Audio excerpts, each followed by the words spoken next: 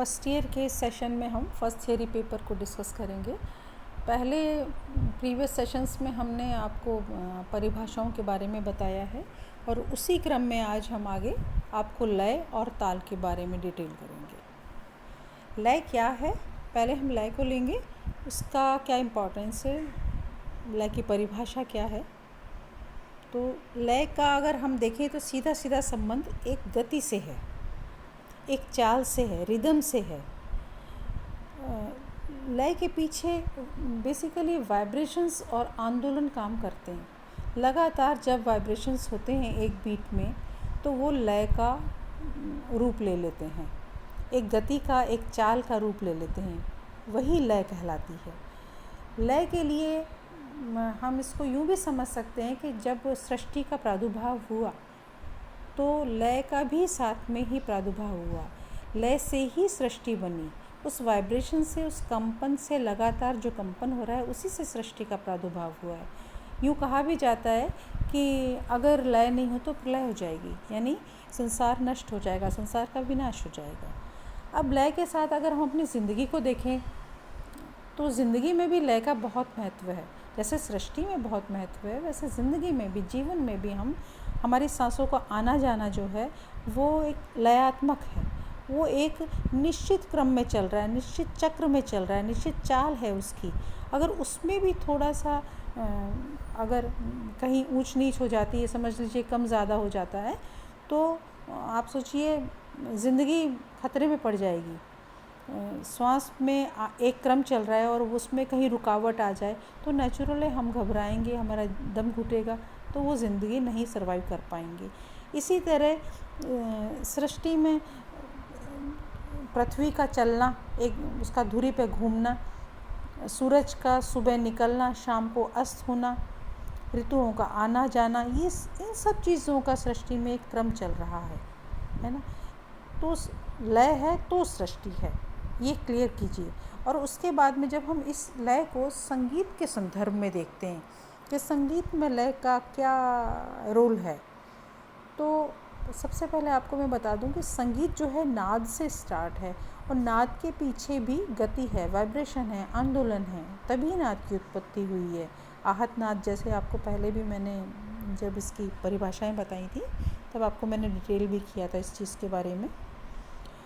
सुर और लय दो चीज़ें ऐसी हैं जो संगीत को जीवित रखती हैं। संगीत उसी पर आधारित है, चाहे गायन हो, चाहे वादन हो और चाहे नर्तन हो, कोई भी संगीत की विधा जो है वो लय के बिना नहीं है। लय उसका आधार है। लय और स्वर दो उपादान हैं संगीत के। लय के बारे में हमारे गुरुजनों ने इसको थोड़ा गहन इसका अध्ययन किया और उसमें लय के उन्होंने 3 कैटेगरीज बताई हैं। एक मध्य लय, दूसरा विलंबित और तीसरा द्रुत लय। 3 लय हैं, कौन सी? मध्य लय, विलंबित लय और द्रुत लय। मध्य लय जो है बीच की चाल होती है, जिसमें ना कम ना ज़्यादा, सिंपल। मध्य लय में हम छोटा ख्याल गाते हैं, वादन वाले रजाखानीगत बजाते हैं, जिसकी सामान्य चाल होती है। अब आते हैं विलंबित लय पे। विलंबित लय धीमी होती है, उसकी गति जो है धीमी होती है। उसमें हम जैसे विलंबित ख्याल गाते हैं गायन में, और वादन के अंदर देखा जाए तो मसीद खानीगत। विलंबित ख्याल में गाना, विलंबित लय में गाना या बजाना थोड़ा सा रियाज मांगता है। इसमें तिलवाड़ा ताल है, त्रिताल है, एक ताल है, चौताल है, धमार है, झूमरा है, बहुत सारी तालें ऐसी हैं जो आप आगे सीखेंगे, वो विलंबित लय में भी बजाई जाती हैं। अब एक रह गई आपकी द्रुत लय। द्रुत लय का मतलब है तेज गति से, द्रुत होना। वो मध्य लय से सामान्यतः दुगनी लय जो है उसको द्रुत लय में गिना जाता है। गायन में छोटे ख्याल की ताने वगैरह गाते हैं, तराना गाते हैं, तिरवट गाते हैं। इसी तरह वाद्यों में हम जोड़ आलाप करते हैं, जोड़ झाला बजाते हैं। इस तरीके से बहुत अच्छी मतलब चमत्कारिक चीज़ होती है। इसमें बहुत रियाज़ चाहिए होता है एक कलाकार को परफॉर्म करने के लिए, और बहुत अच्छा लगता है। अभी जो हम देख रहे हैं अपने वर्तमान उसमें, तो काफ़ी जितने भी वेस्टर्न सॉन्ग्स हैं या अपन जो अभी मूवीज़ के भी सॉन्ग्स देख रहे हैं, तो वो काफ़ी द्रुत लय में होते हैं, फास्ट बीट में होते हैं, जिससे सभी लोग एंजॉय भी करते हैं इसमें। तो लय, द्रुत लय का बहुत अच्छा एक रोल है संगीत में, जो वर्तमान में तो बहुत ही पॉपुलर है, नो डाउट। अब लय के बाद में ताल, ताल के बारे में हम चर्चा करेंगे। ताल क्या है? ताल जो है लय को नापने की एक ज़रिया है। जैसे हम किसी शॉप पे जाएंगे तो कहेंगे कि कोई सामान मांगते हैं, तो बोलेंगे 1 किलो दे दो, 2 किलो दे दो, तो वो सामान नापने का एक तौल है, उसको किलोग्राम्स में बताया जाता है। इसी तरह जैसे कपड़ा अगर लेते हैं तो मीटर, 2 मीटर, 3 मीटर, ये मीटर जो है वो उसका एक माप है, जिसके आधार पर वो हमें कपड़ा देता है। इसी तरह संगीत में भी लय का जो माप है उसको ताल कहा जाता है। ताल वैसे संस्कृत की तल धातु से है, और गायन, वादन, नर्तन तीनों में ही ताल का बहुत महत्व है। ताल एक तरीके से प्राण है। अगर स्वर जो है शरीर है तो ताल प्राण है। स्वर अकेला नहीं इतना रोल कर पाएगा जितना ताल के सहयोग से ही वो संगीत प्रतिष्ठित होता है। संगीत के अंदर ऐसा भी कहा जाता है कि जो ताल है वो इनको एक सूत्र में बांधता है, व्यवस्थित करता है, आधार देता है।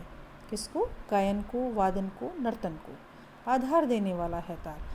ताल के लिए एक और गुणीजनों ने बात रखी है, एक मत और भी रखा है कि ताल शिव और शक्ति से रिलेटेड है। कैसे? शिव का तांडव और शक्ति का लास्य। शिव का तांडव और शक्ति का लास्य, यानी तांडव का ता, लास्य का ला, ताल यहाँ से भी निर्मित हुआ है। इसकी धार्मिक जो मत है वो ये है कि शिव शक्ति का इसमें संयोग है।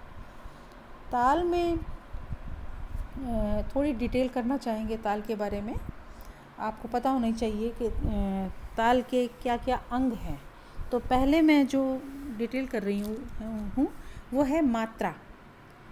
ताल की एक छोटी से छोटी इकाई है मात्रा, जिससे हम गिनते हैं, मात्रा को गिनते हैं और तभी ताल का निर्धारण होता है। जैसे 6 मात्रा है तो कैरवा ताल है, 16 मात्रा है तो त्रिताल है, और 8 मात्रा है, 6 मात्रा है तो दादरा ताल है। इस तरह से मात्रा जो है एक छोटी से छोटी इकाई है ताल को गिनने की, ताल को मापने की। इसके बाद सेकंड है ठेका। ठेका मतलब ताल का पूरा एक आवर्तन, उसकी एक आवृत्ति। जैसे सम से बजाकर सम पे मिलना एक बार, वो ठेका है उसके बोलों को। इसमें मैंने चार्ट में बोल भी दिए हैं, जो जैसे इसमें कहरवा के बोल दिए हैं, तो आप समझ पाएंगे अच्छे से कि एक पूरा आवर्तन बजाना, धा गे न ती न क धी न धा, ये एक ठेका हो गया किसका? कहरवा ताल का। इसी तरह दूसरी तालों के भी एक आवृत्ति में बजाया जाए तो वो ठेका कहलाता है। अब आता है ताल के अंदर सम। सम बहुत इम्पॉर्टेंट स्थान है, बहुत इम्पोर्टेंस रखता है गाने बजाने में। सम का मतलब है ताल की पहली मात्रा, जहाँ से ताल स्टार्ट हो रही है, जहाँ से ठेका शुरू हो रहा है, वो सम है। सम का जो निशान दर्शाया जाता है, पहले भी आपको बताया है मैंने, ये क्रॉस लगता है। बंदिश में जहाँ क्रॉस होगा वहीं पर सम होगा, और वो बार बार दिखाया जाएगा। बंदिश आप सही गा रहे हैं, गलत गा रहे हैं, सम पर कितनी बार मिल रहे हैं, ये सब सम पर हर गायक वादक जो है वो मिलता है, और वही उसका एक साधना होती है, सम पे बार बार मिलना, तान लेकर, आलाप लेकर, इस तरह से सम दिखाते हैं, वो तिहाइयाँ लेकर, लयकारियाँ कर कर इस तरह से सम दिखाते हैं। अब आता है दूसरा स्थान खाली का। ताल तो चलती रहे, ताल की मात्राएं चलती रहें, लेकिन वहाँ पर ताली नहीं लगाई जाए, उस भाग के अंदर खाली छोड़ दिया जाए, तो वो खाली कहलाता है। यानी जहाँ ताली नहीं है पर मात्रा चल रही है, ताल चल रही है, उसको ज़ीरो से, शून्य से चिन्हित किया जाता है। इसमें मैंने बताया हुआ है। अब है भरी। सम के अलावा, खाली के अलावा तालियों में जहाँ ताली दी जाती है हाथ से, वहाँ भरी कहा जाता है। भरी मतलब वहाँ पर खाली नहीं है, वहाँ पर बिना ताली के नहीं चल रही है मात्राएं चल रही हैं, पर वहाँ पे ताली लगाई जाती है, सम के अलावा जो है। अब है आवर्ती। आवर्ती का मतलब है एक ठेका आपने लगाया, दोबारा फिर चक्कर लगा रहे हैं, जितनी बार आप लगाएंगे उतनी उस ताल की आवर्ती हो जाएंगी, है ना। एक बार, दो बार, जितना भी आप लगा रहे हैं उस ताल की आवर्ती हो गई। ये आपको मैंने आज थोड़ा ताल के बारे में बताया है और लय के बारे में बताया है। इसको आप थोड़ा सा इससे नोट भी कर लीजिएगा, आशा है कि आपको समझ आ जाएगा। Thank you.